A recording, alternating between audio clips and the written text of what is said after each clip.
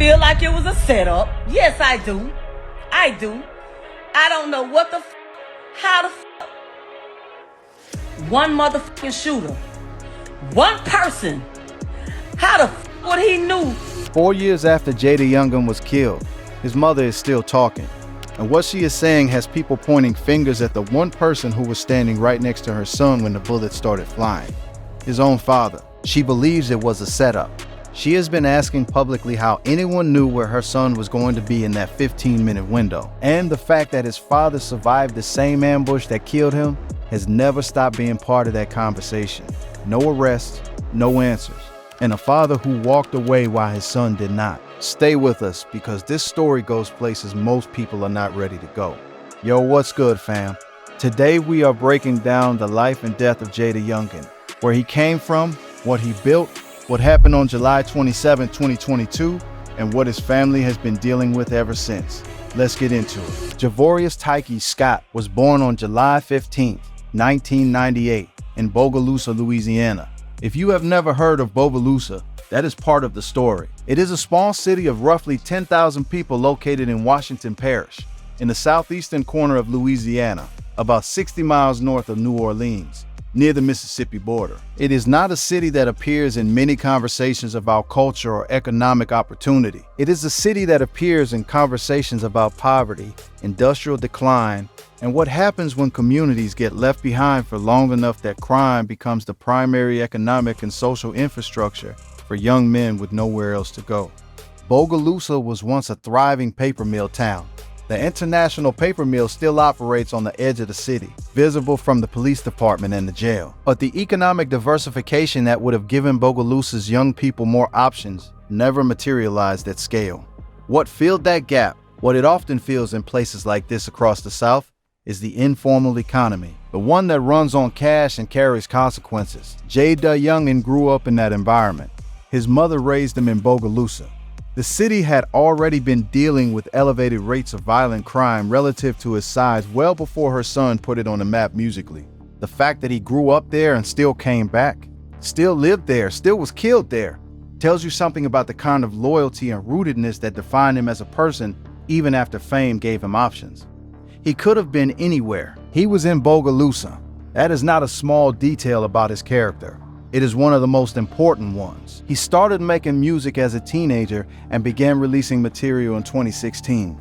His sound was raw, emotional, and rooted in the specific realities of the world he came from. He was influenced by Boosie Badazz, Gucci Mane, and Chief Keef, artists who built their careers on the unfiltered documentation of street life in the South. Jaydayoungins brought that tradition to Bogaloosa specifically, and in doing so, created a musical identity that resonated far beyond Washington Parish. He was not trying to sound like someone from Atlanta or Memphis. He sounded like himself, which turned out to be what his audience needed to hear. His rise was built on consistency and volume. Before 23 Island made him nationally recognizable, he had been steadily releasing project after project, building a fan base through sheer output and the authenticity of what he was putting into the music. The mixtape era of rap gave artists like Jaydayoungins a pathway that did not require a label's blessing to get music to people. He used it. By the time the major label infrastructure noticed him, he had already done the foundational work himself. His 2019 single 23 Island became his signature record. The song received double platinum certification from the RIAA, which for a rapper from Bogaloosa, Louisiana, without the kind of major market machine behind him that most double platinum artists have access to, represents something genuinely remarkable. The same year, his debut commercial mixtape, Misunderstood, peaked at number 43 on the Billboard 200. His debut studio album, Baby 23, released in 2020, reached number 46 on the same chart. His second commercial mixtape, Endless Pain, and third commercial mixtape, 23 Is Back, follow. These were real commercial achievements from a real artist who had built his entire career from a small Louisiana city that most of his listeners could not find on a map. He signed with Cinematic Music Group and Atlantic Records, which gave him distribution and promotional infrastructure, but did not fundamentally alter the independent energy he carried. He was still the kid from Bogaloosa on a national platform, and his audience understood that. They heard something authentic in his music that the major label polish did not dilute. He talked about what he had seen. He talked about people he knew. He talked about Bogaloosa in a way that made people who had never been there feel the weight of the place. That kind of specificity is what separates artists who connect at a deep level from artists who simply fill space on a playlist. But here's where the story gets complicated. Because Jaydayoungins' life was not simply the story of an independent artist making it out. It was also the story of a young man who could not fully detach from the world that made him even as his career grew. And the legal record that followed him through his final years shows a picture of someone caught between two versions of his life simultaneously. In August of 2020, a fatal shooting occurred at a Roseland trail ride in Tangipahoa Parish. In September of 2021, Jaydayoungins was arrested on charges of accessory to second-degree murder and obstruction of justice, with authorities alleging he helped the suspect in that killing evade law enforcement. He posted a $175,000 bond 4 days after being booked and was released. The charge placed him in a complicated legal position while his music career continued generating attention and income. Then in October of 2021, he was arrested again during a traffic stop in Washington Parish, this time facing charges that included drug possession with weapons present, illegal use of a controlled substance in the presence of a minor, obstruction of justice, and contempt of court. He bonded out again in November. Hours after posting that bond in November 2021, Jaydayoungins was shot in his car in Georgia. He survived. It was a sign of how dangerous the environment around him had become, even outside Louisiana. The violence was following him to places that should have been outside its reach. In February 2022, he was shot again in Georgia, surviving a second time. 2 separate shootings in the same state in less than 3 months. He was a man who had made it out in a career sense, while remaining embedded in a level of physical danger that most people who downloaded his songs never had to think about. Federal court documents filed after his death painted a broader picture. According to those documents, authorities believed Jaydayoungins was affiliated with what they called the 23 Gang, a Bogaloosa group alleged to have been involved in drug trafficking and firearms distribution since 2017. The documents named at least 13 other individuals as alleged members or associates of the group. His friend Mark Amos, who rapped under the name FG Famous, was arrested on federal gun charges in July 2022. The same month Jaydayoungins was killed. The federal investigation into that broader network was actively unfolding around the time of his death, which means his killing occurred in the middle of an already intensely surveilled criminal environment. Now here's where it gets real. None of that context, the legal cases, the affiliations, the federal investigation, the 2 survival shootings in Georgia, was a surprise to the people in Bogaloosa who grew up in the same environment. Jaydayoungins himself had spoken in his music and in interviews about the realities of where he came from and the difficulty of fully separating from it. He was a 25-year-old man who had become nationally recognized and commercially successful by documenting a world that was simultaneously the source of everything that made him who he was and the force that ultimately ended his life. The tension in that story is not unique to him. It is the tension that defines the careers of many artists who come from environments like Bogaloosa. The music that resonates most deeply is often the music most directly drawn from real experience. But maintaining fidelity to that experience meant maintaining proximity to its dangers. That is a dilemma artists in his position navigate in real time, often without good options. July 27, 2022. It was a Wednesday evening around 5:50 p.m. when shots were fired at a home in Bogaloosa. Jaydayoungins and his father, Kenyatta Scott Sr., were sitting in the front yard of their Louisiana home when a black truck pulled up to the front of the property and 3 people jumped out with guns. Jay and his father tried to run inside the house, but 2 more gunmen were already approaching from the side of the property. They were surrounded. 5 attackers total. His father, Kenyatta Scott Sr., was armed and shot back at the gunmen trying to defend himself and his son. Jaydayoungins was struck at least 8 times. His father was shot twice in the arm. Kenyatta Scott survived and was taken to a hospital in stable condition. Jaydayoungins lost a massive amount of blood. He was rushed to surgery. He did not survive. He was 24 years old. His last words were to his mother. Letitia Jefferson, Jaydayoungins' mother, recalled what he said to her in the immediate aftermath. She shared it publicly on Instagram Live in March 2025, nearly 3 years after his death. Through tears, she described how he looked at her, smiled through everything that was happening, and told her that he loved her, but that he knew he was not going to make it. He kissed her on the left cheek. Those were the last words her son spoke to her. Then she said something that has never left the conversation around his death. She said she believes it was a setup. She described the impossibility of what happened, pointing to the fact that the gunman arrived at her home within approximately 15 minutes of Jay being there. She was asking publicly how someone could have known to come to her house that fast to that specific location in that narrow window of time. That kind of precision does not happen by accident in her view. Someone knew where he was. Someone told them where he was. The question of who that was has never been publicly answered. And the question itself is the kind of thing that makes an already devastating situation feel even heavier, because it means someone in his circle, someone who knew his movements that day, may have been part of what happened.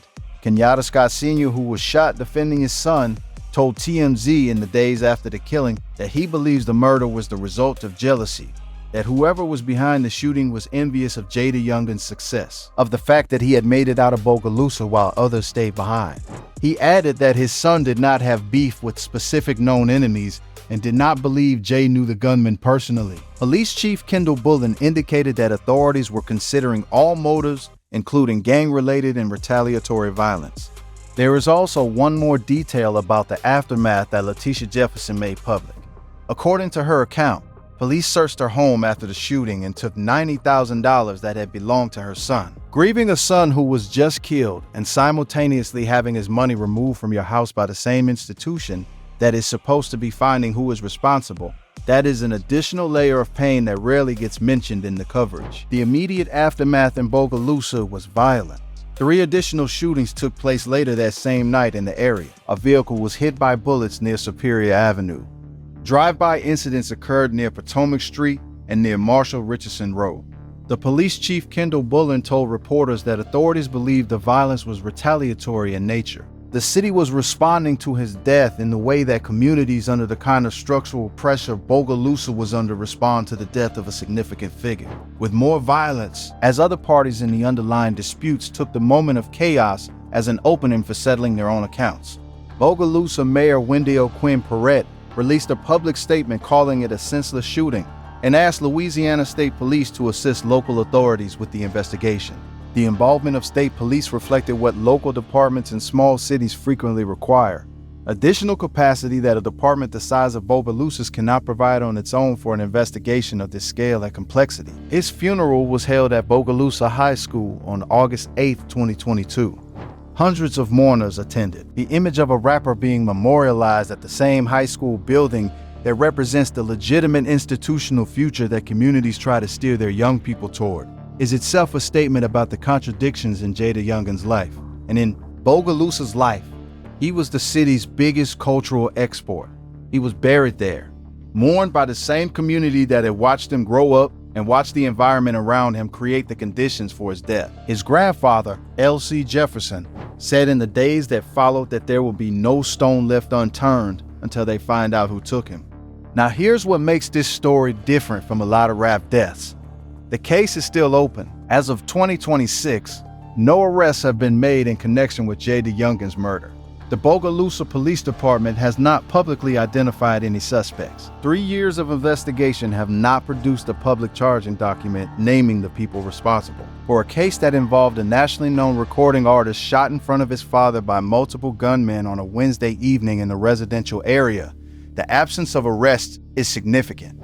It reflects real investigative challenges that are worth understanding rather than simply dismissing. In communities like Bogaloosa, where the social fabric has been strained by decades of disinvestment and where the relationship between residents and law enforcement is complicated by history and by the ongoing realities of the community, securing witness cooperation in a murder investigation is genuinely difficult. People who saw something may have reasons, personal, practical, or fear-based, not to come forward. The 5 people who allegedly carried out the attack did not do so in a vacuum. They came from somewhere. They are connected to someone. But turning that knowledge into prosecutable evidence in an environment where talking to police can carry severe social and physical consequences is a challenge that no amount of good investigative intention can simply overcome. There is also the complicating factor that Jaydayoungins' death occurred in the middle of an active and complex federal investigation into Bogaloosa gang activity. A 23 gang investigation the 1,400 gang connections, the federal gun and drug charges flowing through the area at the same time.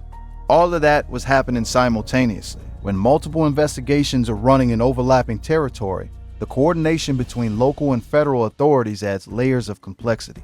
Information that is relevant to one investigation may complicate another. Timing decisions about when to move on, one piece of the case can affect others. His father, Kenyatta Scott Sr., has spoken publicly about his belief that the killing was an ambush, that Jay did not have a specific personal conflict with known enemies that would have made this predictable, that the 5 gunmen came prepared to do something specific and did it. He has asked that fans remember Jaydayoungins as a good, humble, and respectful kid. That framing matters because it pushes back against a narrative that attempts to explain his death purely through the lens of the street activity that surrounded him. His father, who was standing there, is making a distinction between who his son was as a person and what the world around him looked like from the outside. Jaydayoungins' mother has not been silent through any of this. She has spoken publicly and consistently since her son's death about the pain of the loss, about the ongoing absence of justice, about what it means to watch a legal process move slowly or appear not to move at all when your child is the victim. She recalled his last words publicly in 2025, 3 years after his death, which tells you something about where she is emotionally in this process. She is not moving on. She is not at the acceptance stage that grief timelines and popular culture suggest people should reach. She is in the middle of a loss that does not have a resolution attached to it. She lost her son. No one has been charged. She is still waiting. That is what survival looks like for a parent in this situation. You keep pushing, you keep talking, you keep saying his name, you keep reminding the public and the authorities that the case is open, and the people who did this are still out there. Because if you stop pushing, the case can sink to the bottom of a department's priority list where unsolved cases go and the immediate pressure fades. Her persistence, the refusal to let the silence settle, is not just grief, it is strategy. It is the only tool she has left. That is the emotional reality that the streaming numbers and chart positions do not capture. Jaydayoungins' catalog continues to be played. His songs still reach people who discover them through playlists and algorithm recommendations.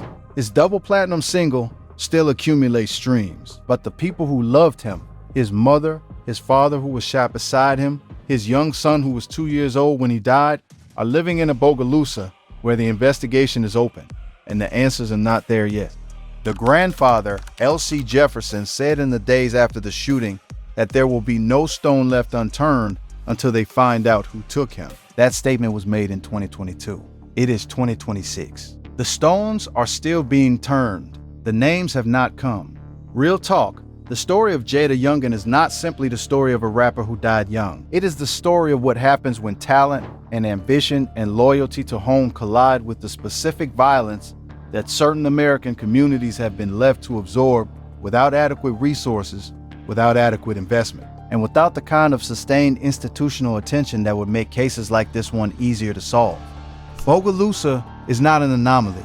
It is a version of a pattern that repeats in small cities and rural communities across the South, where the local police are outmatched by the complexity of the situations they are dealing with, where witnesses are afraid, where the federal investigations that do exist are focused on the broader organizational questions rather than on a specific killing that left a family broken. Real talk, the story of Jaydayoungins is not simply the story of a rapper who died young. It is the story of what happens when talent and loyalty to home collide with the specific violence that certain American communities have been left to absorb without adequate resources or sustained institutional attention. Bogaloosa is not an anomaly. It is a version of a pattern that repeats in small cities and rural communities across the South, where local police are outmatched by the complexity of the situations they face, where witnesses are afraid to come forward, where the federal investigations that do exist focus on broader organizational questions rather than the specific killing that left a family broken. The contrast between what Jaydayoungins achieved professionally and the environment in which that achievement ended is stark to the point of being almost impossible to reconcile. A double platinum RIAA certification represents a level of commercial recognition that most artists spend entire careers chasing and never reach. He reached it from Bogaloosa, Louisiana, at 23 years old. That is not a small thing. That is someone with extraordinary capability and drive who found a way to translate his specific experience into something that resonated with millions of people who had no connection to that experience. That kind of artistry matters. It persists beyond the life of the person who created it. And it is worth saying clearly, because the legal history and the gang affiliations described in federal documents can dominate the narrative around a figure like Jaydayoungins in ways that obscure how genuinely remarkable his commercial and artistic achievement was. Both things are true about him. The street world he came from and the artist he became are both real. Neither one cancels the other out. His catalog continues to be discovered. Young people who were not paying attention in 2019 are encountering 23 Island now for the first time and following it back through his project history. The music functions as a document of a specific time, place, and perspective that no longer has a living author. Every stream is a person engaging with what Jaydayoungins left behind. His son was 2 years old when Jaydayoungins was killed. By now, he is a young child growing up with the knowledge that his father was famous and that his father is gone, and that no one has been held accountable for taking him. Whatever that child's relationship to the music will be as he gets older, it will be shaped by the absence of the man who made it. These are the long-term human consequences of an unsolved murder that exists completely outside the world of chart positions and streaming numbers. The music will keep playing, the boy will keep growing. The people who pulled the trigger are still somewhere in the world. That is the reality that does not resolve itself simply because time passes. Jaydayoungins built something real. 23 Island went double platinum from Bogaloosa. Misunderstood reached the top 50 of the Billboard 200. Baby 23 did the same. He gave the city a cultural identity it had never had before. He was the biggest thing to come out of Washington Parish in the modern era, and he used that platform to talk directly about the world that shaped him without softening it. And then the world he documented without softening came for him directly. The investigation is ongoing. The family is still waiting, the music is still playing, and his mother is still standing in the gap between the world that lost her son and the world that has not yet provided any answers about who is responsible. That is where things stand in 2026. Not wrapped up, not resolved, still open. What do you think about the fact that Jaydayoungins' murder is still unsolved 3 years later, fam?